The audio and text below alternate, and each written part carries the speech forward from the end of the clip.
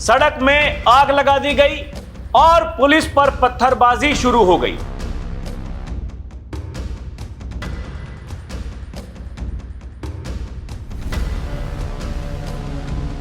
जो अफवाह पैदा करके भय और दहशत का माहौल पैदा करना चाहते हैं। उत्तर प्रदेश की भ्रष्ट सरकारों के साथ मिलकर उत्तर प्रदेश के सामने पहचान का संकट खड़ा किया था। ये वही लोग हैं जो माफियाओं के सामने नाक रगड़ते थे। दंगाइयों के सामने नाक रगड़ने वाले लोग वैसे ही पस्त हो जाएंगे। अराजकता स्वीकार्य नहीं। बिना भेदभाव के युवाओं को नौकरी और रोजगार उपलब्ध करवाया जा रहा है, तो फिर यह अराजकता कैसे? चंद लोगों की वजह से माहौल खराब नहीं होने दिया जाएगा। ऐसे लोगों के खिलाफ गैंगस्टर के तहत कार्रवाई करने के आदेश पहले ही दिए जा चुके हैं। वो जितना सोचते हैं उससे ज्यादा हमारी पहले से तैयारी रहती है। नमस्कार, डीएनपी इंडिया में आपका स्वागत है। मैं हूं आपके साथ राहुल चौधरी। जिसने भी कानून को हाथ में लेने का प्रयास किया, जो भी राह चलते राहगीर पर हमला करेगा, जो भी बेटी की सुरक्षा में सेंध लगाने का कार्य करेगा, जो भी व्यापारियों के प्रतिष्ठानों में आगजनी करने का दुस्साहस करेगा, जो भी पर्व और त्योहारों में उपद्रव करेगा, उसका बिना मांगे ही जहन्नुम का टिकट काट दिया जाएगा। ये शब्द हैं उत्तर प्रदेश के मुखिया योगी आदित्यनाथ के। बाबा कहते हैं अराजकता स्वीकार्य नहीं। जब विकास में हर व्यक्ति की भागीदारी सुनिश्चित की गई है, गांव-गांव का विकास हो रहा है, सरकार की कल्याणकारी योजनाओं में बिना भेदभाव के सभी को लाभ उपलब्ध करवाया जा रहा है, तो फिर ये अराजकता क्यों? चंद लोगों की वजह से माहौल खराब नहीं होने दिया जाएगा। ये वही लोग हैं जो उत्तर प्रदेश की भ्रष्ट सरकारों के साथ मिलकर उत्तर प्रदेश के सामने पहचान का संकट खड़ा करते थे। ये वही लोग हैं जिन्होंने उत्तर प्रदेश को बीमारू राज्य बना दिया था। उत्तर प्रदेश में कोई उद्योग नहीं लगता था, कोई विकास का कार्य नहीं हो पाता था, लेकिन आज उत्तर प्रदेश आगे बढ़ रहा है तो उन्हें विकास अच्छा नहीं लग रहा है। आज जब उनकी मंशाएं पूरी नहीं हो रही हैं, तो वो सामाजिक ताने बाने को छिन्न भिन्न करने के लिए नए नए तरीके लेकर आ रहे हैं। लेकिन उन्हें याद रखना होगा, वो जितना सोचते हैं उससे ज्यादा हमारी पहले से तैयारी रहती है। और जब भी दुस्साहस करोगे, ऐसे ही पिटोगे जैसे बरेली में पीटे गए हो।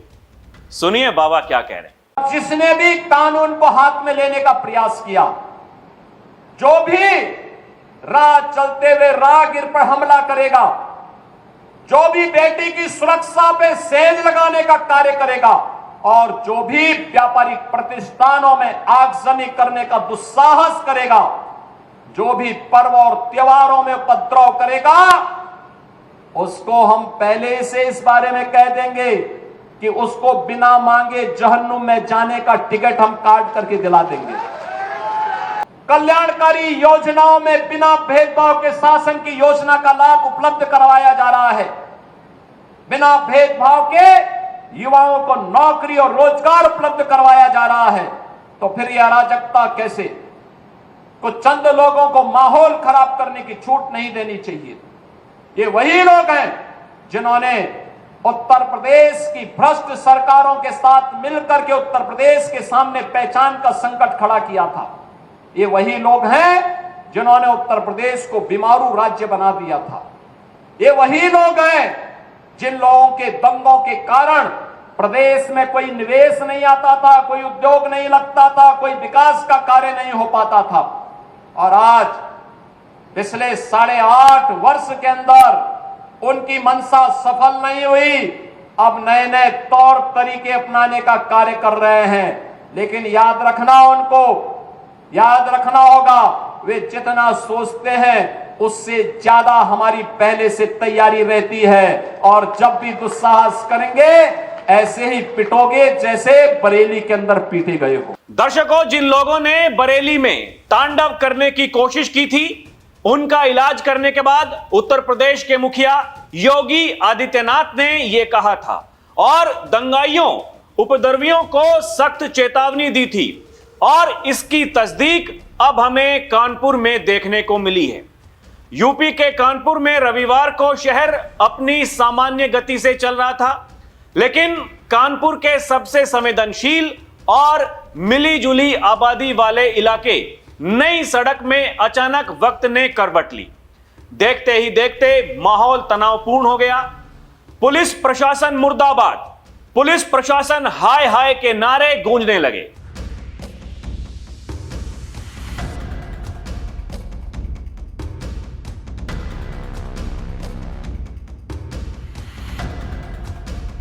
कुछ ही पलों में भगदड़ मची, सड़क में आग लगा दी गई और पुलिस पर पत्थरबाजी शुरू हो गई।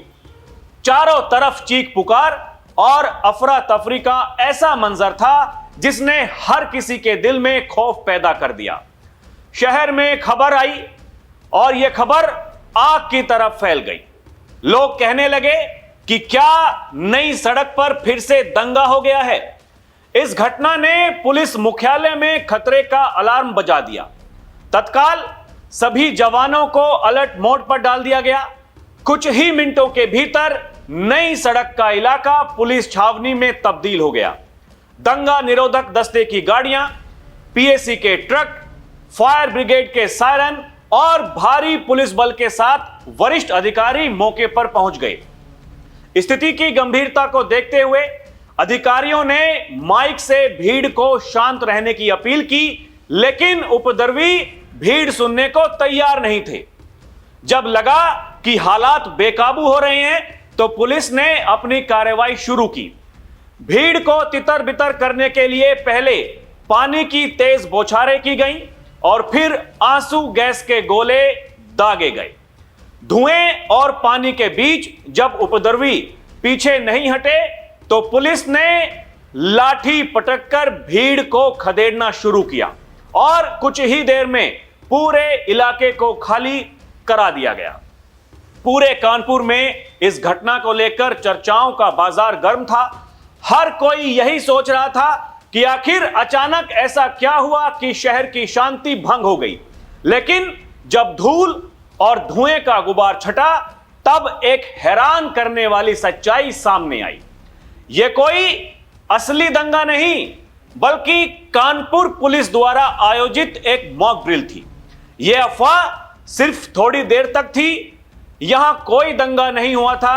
यह पुलिस की तरफ से कराई गई एक मॉक ड्रिल का हिस्सा था। शहर में कानून व्यवस्था को और मजबूत करने तथा किसी भी आपात स्थिति से प्रभावी ढंग से निपटने के लिए इस मॉक ड्रिल का आयोजन किया गया था। इसका उद्देश्य पुलिस बल को भीड़ नियंत्रण और दंगा रोकने की आधुनिक तकनीकों में और अधिक कुशल बनाना था।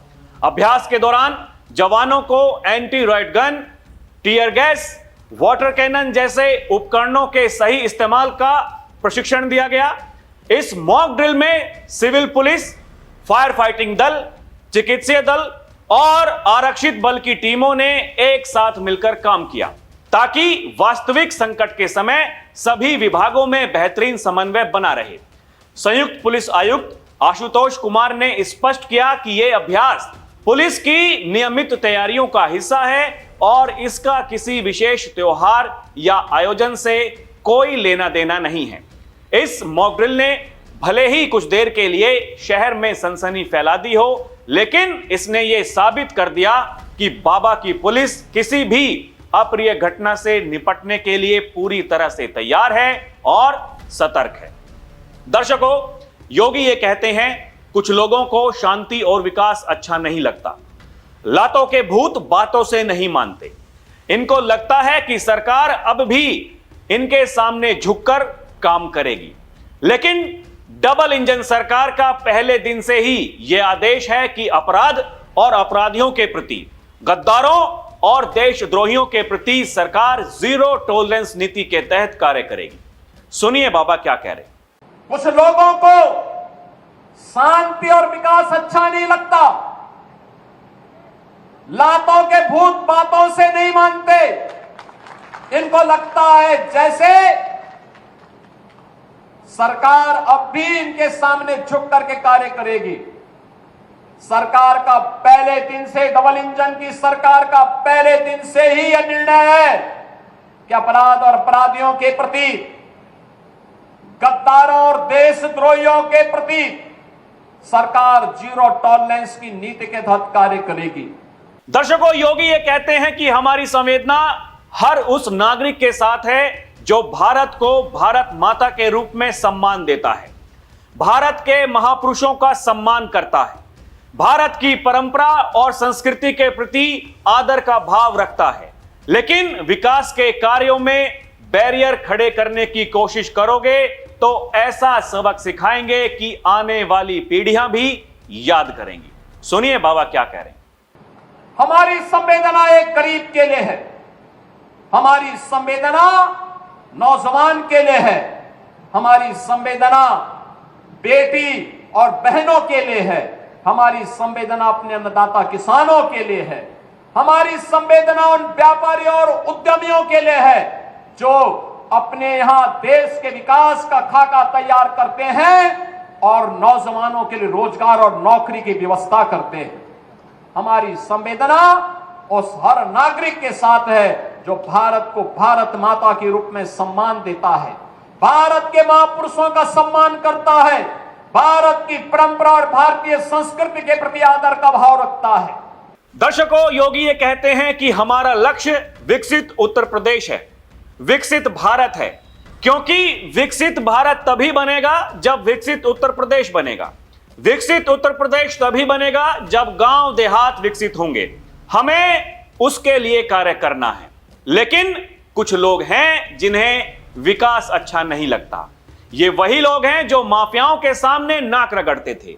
ये वही लोग हैं जो सत्ता में आने के बाद पीडीए यानी परिवार डेवलपमेंट अथॉरिटी के बारे में सोचते हैं।